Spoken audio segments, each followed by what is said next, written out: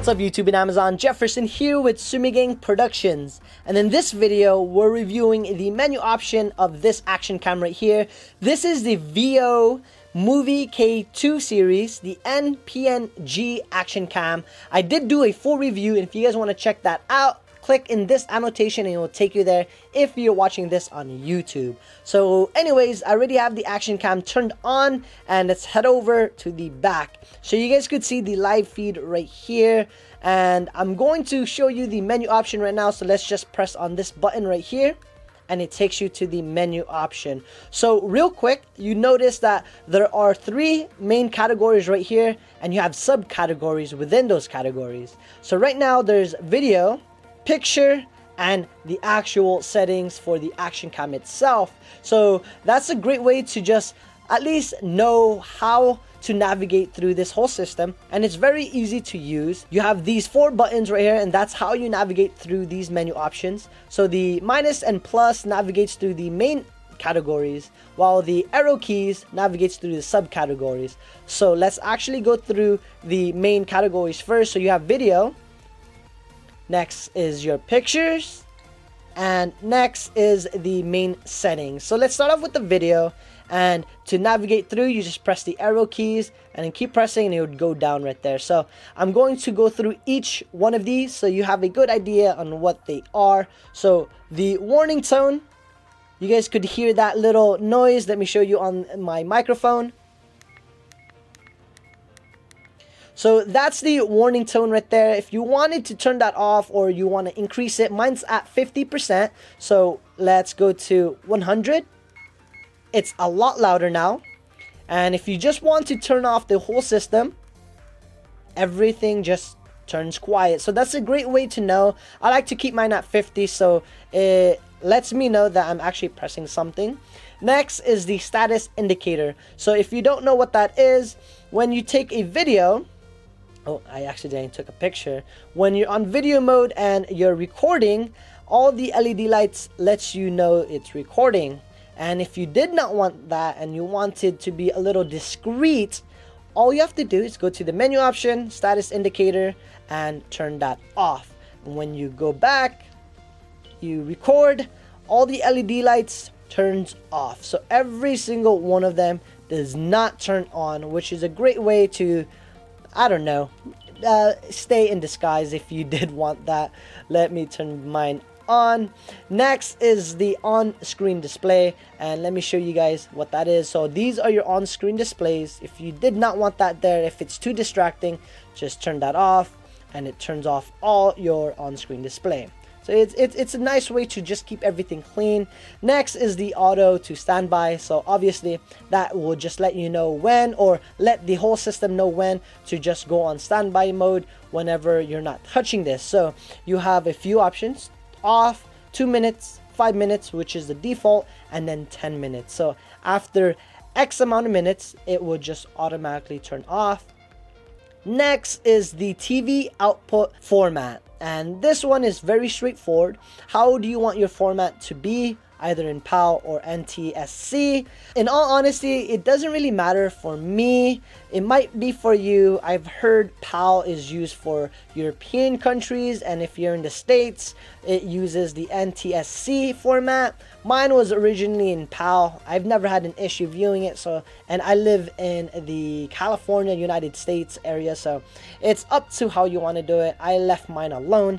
Next is the central point, and this is just more of your metering point. It doesn't really do anything physically, but it keeps your metering in the center. But mine's turned on, and you guys could see right here my metering's right there, and when you turn that off, it just disappears. So that's just your metering on the center point. It doesn't really matter too much for people that are just laymen, so don't worry too much about that. Alright, next is the G sensor, and what that does is it actually starts recording once it senses movement. So it's very straightforward. It's a nice feature if you're always on the go and you don't want to worry about stopping and playing or stopping and starting your video. So that's an awesome feature right there. Next is the language, and you guys should know how that is as well. Next is the time and day, and that's just the format and how you have it or want it. Mine is the traditional month, day, year, and then hour and minute. You can have year, month, day, or the day, month, year. So it's just how you prefer having it. Next is the format, and that one just essentially formats your SD card on your action cam. Next is the recovery factory setting, and that one just turns everything to how you first received your action cam. So if you made any changes and you for whatever reason don't like it and you want to just revert back to the factory settings, that's what it does. And next is your version firmware. That doesn't do anything. Your version firmware is right here. So I have the C.E7.12 version. Next, let's go to the picture mode now. And you have your 3 different modes right here. It's a lot less. You have your capture mode, your photo resolution, and display. If for whatever reason you cannot select on the picture mode, like myself, what you have to do is go to your menu option or go back to your live feed and switch it from video to picture. And once you're in that mode, now you can change it. So capture mode just changes how you want to capture your pictures. So you have single capture, you have your burst mode, and how fast you want to capture. So every 1 second you take 3 pictures, you take 6 pictures every second, or 8 pictures per second. So that's a great way to capture your burst mode. Next is more of a time-lapse feature, and in this mode it just lets you know when you want it to capture the picture. So every 0.5 seconds, 1 second, 2 second, 3 second, 5, 10, and 20 seconds. So let's say if you set it on 20 seconds, it gives it a really fast time lapse. So it's going to take 1 picture every 20 seconds and etc. Next is this one right here is more of the timed shots. So how long of a delay do you want your picture to go off? So 3 seconds, 5 seconds, or 10 seconds. And let's just set it up to 3 seconds for just to show you guys. So we're in the picture mode right now, and I have this right here. Let's take a picture. 1, 2, 3. Boom. So 3 Mississippis, and it goes right there. And make sure you guys don't forget to switch it, because if you forget and you just want to take a quick picture, you might just screw yourself up. Alright, so that's the capture mode. Next is the photo resolution, and then how large you want your pictures to be. I would recommend leaving it at 16 megapixels. Granted, it will be a little bit larger, but it's not going to be that much large where it would ruin and take a lot of your memory. 16 megapixels, 12 or 8 are your photo resolution. Keep it at 16, I would recommend, but it's up to you. Next is the display time. This will show what time you took the picture when you open it up on your computer. It will show on your actual action cam, but only for a few seconds. Let's turn this on and show you guys what I mean by that. So let's take a picture right here. We took that snapshot, and let's view it real quick. Alright, so we have that right here. You guys could see the time right here. So it pops up for like 1 second and just minimizes down right there. So that's something to take note of. It's going to be useful or not useful, it doesn't really matter, but that's how you go through it. So that's your display time for your pictures. Alright, so let's go to the last category, and it's this one right here. In order to change this, you do have to go to your video mode. So if you're in picture mode, make sure you switch over to video. And right here, this is just the extension on how you want your format to be. So you have different ones right here. I just keep mine on this mode, and honestly, I'm not too sure what the rest does, but you guys can figure that out yourself. I apologize. Next is your video resolution. So when you click on that, that just changes your resolution. So right now it's at 1080p at 16 by 9, or do you want it to go by 960 by 4:3 format, or 720 by 16 by 9. I would keep it at the highest resolution, but it's all personal preference. And when you go there, it will allow you to switch your frame rate as well. So currently at 1080p, you could only go at 50 frames per second.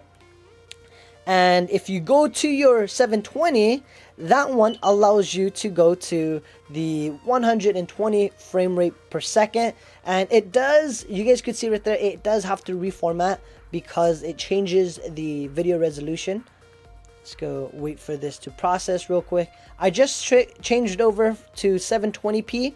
Right now it's at 50 frames. And when you go down, oh, not this one, resolution, you click that, you could change your frame rate. So right now it's saying at 100 frames per second. So I'm not too sure why it's not displaying the 120 frames per second where it should, but it's just allowing me to capture 100. Not bad. That's just, the frame rate only matters when you are recording slow motion. So the higher the frame rate, the better it is. The slower the frame rate and you're trying to change the resolution, then, or change the slow motion, it's going to affect you a lot. So that's how it looks like right there for the video resolution. Next is the view angle, and that's pretty neat. You could change how wide or narrow you want it to be. So right now I have mine at wide angle. You also have this one as well. So wide angle at short distance or wide angle at minimal distance, or when you click that, here's the distance right here. So it cuts in a little bit more, and when you change that, it shows more of it. So even though they're both wide, one is, the M is a little bit closer compared to the W where it's wider. Next is a narrow point of view, and this one just goes a lot closer. You guys could see right there. And then you have the smallest view angle. So this one cuts in a lot. So that's how it is right there. I keep mine at wide because this is an action cam and you want to capture as much as you can, but you can change how wide of a view you want it, which is pretty neat. Next is the bit rate, and that one is how fast do you want it to be. So you have the NF or the NF. So I like to have mine at the fastest bit rate. It gives you a better resolution, better video quality and picture. That's just how I have it. Next is the video continuous loop, and that one is if you're recording and you run out of space, if you turn this on, it will go back to the very first video that you took and it would delete that, it would overwrite it. So if you did want it to just continuously record, it will do that and delete your old or the oldest video file. I like to turn mine off because I don't want that, and I could just delete which one I want rather than it deleting the file for me. Next is the 180-degree photo rollover, and honestly I'm not too sure what this one does as well. It does not allow me to select it. I'm just assuming it allows you to just like switch over or turn over your pictures, but I'm not sure honestly, so I apologize, I can't give you that information as well. And last but not least, this is your time display, and let's actually see if we could switch it over to video mode and see if we could change that. Alright guys, so let's head over to the last option right here, and this one is the display time, very similar to the picture display time, and it essentially does what it says. It displays the time on your video after you recorded it. So let's head over. I already took the initiative to take both of the videos, so let's look at this one. This is the very first one I took, and you guys could see there's no timeline right there. And when we go back and let's go to the latest one, which is this one right here, when you view that, look at that, that one does come up right here. So it's very subtle, you can't really see a difference, but when you view this on your actual computer, that's where you could see the big difference. But that's pretty much it guys, those are your options. So before we end the review, if you're curious on how to get to your photo gallery or your video gallery, you press the back button right there. So press that and it takes you to your gallery option, and you have three options if you did want to separate it, your videos only, your pictures only, or you could have it all combined at the same time. To toggle through those, you press the record button right there. So you press that, it goes to your photos, press that again, and it combines all of it right there. So you guys could see it just toggles through right there, and you can use both of these. So for example, let's go to our both pictures and video. You use this to go left and right, and then the plus and minus to go up and down. So you guys could see it right there. It works really well, and it's a great way to just navigate through. If you did want to exit out of this, just press that again, and it gets out of that and goes back to your live stream right there. So that's pretty much it, guys. Unfortunately, I wasn't able to give you guys all the answers to all those options, but hopefully this gives you a good idea. If you already know what those are, at least you could see how it's all laid out. So I apologize for that, but I'm not going to pretend that I know everything. So that's it, guys. That's the Muvi Action Cam. If you have any questions or comment, be sure to leave them in the comment box below. I'll try my best to answer any questions you guys may have. If you like this video, or if you just found it helpful, give it a thumbs up. It helps out my channel a lot. Like always, ladies and gentlemen, have a great day. The front, there's 2 toggle switch and a button. The top toggles your power. The button switches to record mode and also starts recording when you press it.